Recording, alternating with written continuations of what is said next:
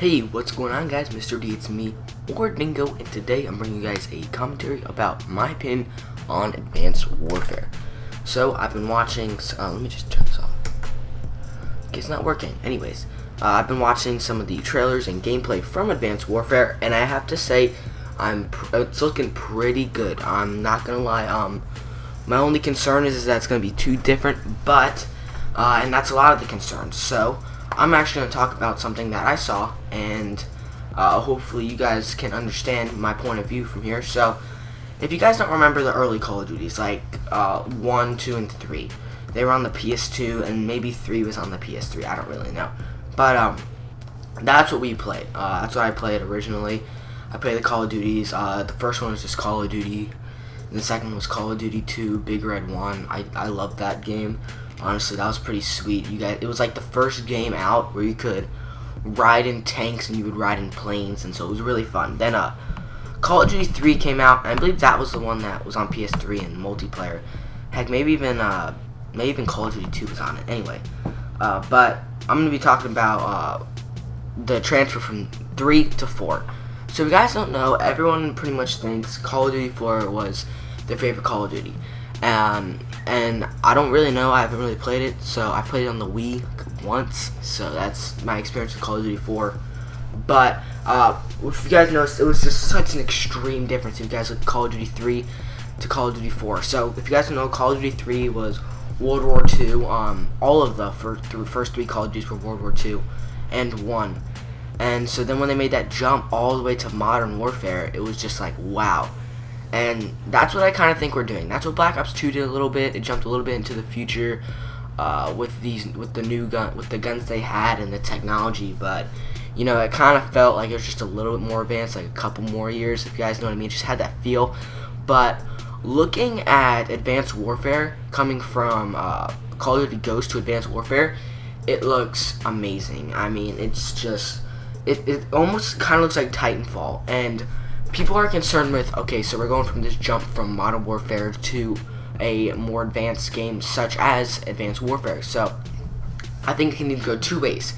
It's going to be like Titanfall, where it's fun for about, what was it, like 1-2 months at most, and then just dies out. Or it's going to be like Call of Duty 4 all over again. It's going to like just revamp everything Call of Duty. It's going to be bigger than ever and hopefully better than ever. So you guys don't know already, I'm sure you guys do know, but Sledgehammer's making this, and this is going to be their first Call of Duty.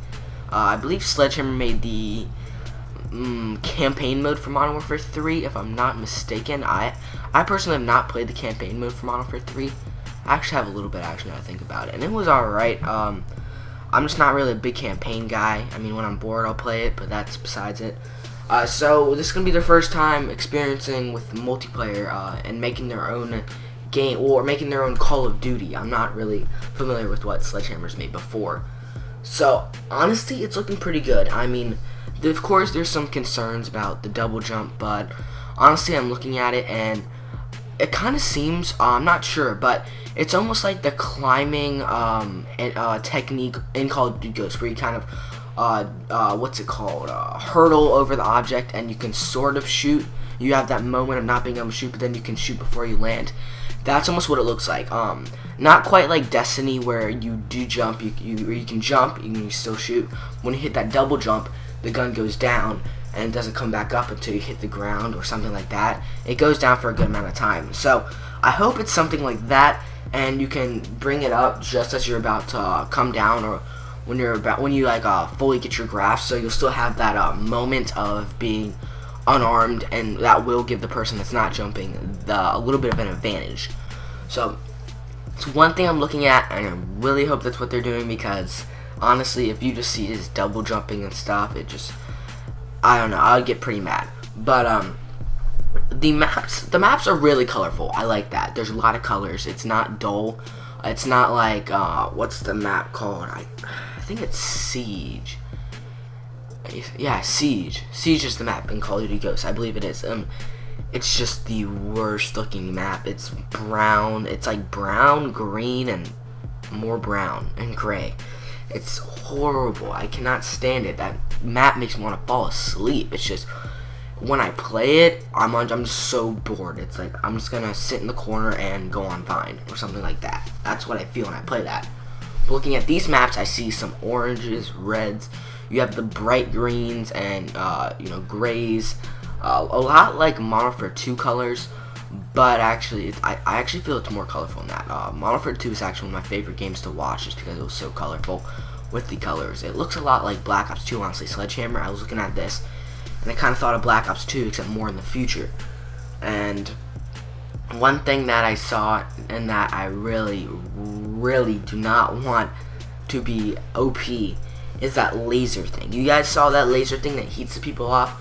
I cannot stand it. If that thing kills me off a streak, I already know I'm going to be mad, because that's what the noobs are going to run around with. It's going to be like the flamethrower from War at War. If you guys remember that. The flamethrower was just, I thought it was pretty OP. You know, it was close quarters and it just melted your face off. And anyone could use it. It was just so easy to use.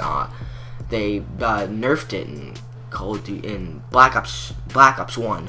I know the flamethrower was not that good. It was an attachment, but anyways, I just do not want that thing to be the next noob gun, the next LMG target finder, or the next thermal LMG, in Ghost. I just do not want that to be the next noob gun, because I already know it's gonna suck.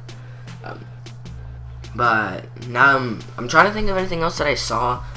The gun sounded pretty cool to me. Actually, it was like it was a more distinct sound, in my opinion. It wasn't like the it was like if you know what I mean. It was kind of like that. It's like think of the MTAR and then think of the K7.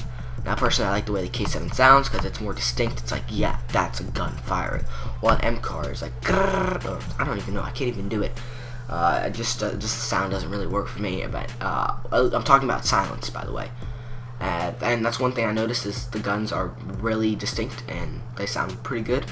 And it looks pretty fun, actually. It looks like a fun game. It looks like very fresh, very something new that can hopefully keep us entertained for a while. And it's not going to go off the face of the earth like Titanfall.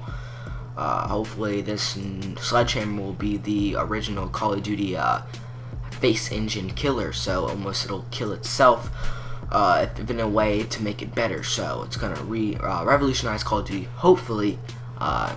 Or it's just gonna completely destroy it. So it's definitely a do or die situation here with Advanced Warfare, if you look at me, at my opinion. Anyway, guys, I hope you did enjoy the commentary. Mr. D, it's me, A.K.A. Dingo. I'm out. Peace.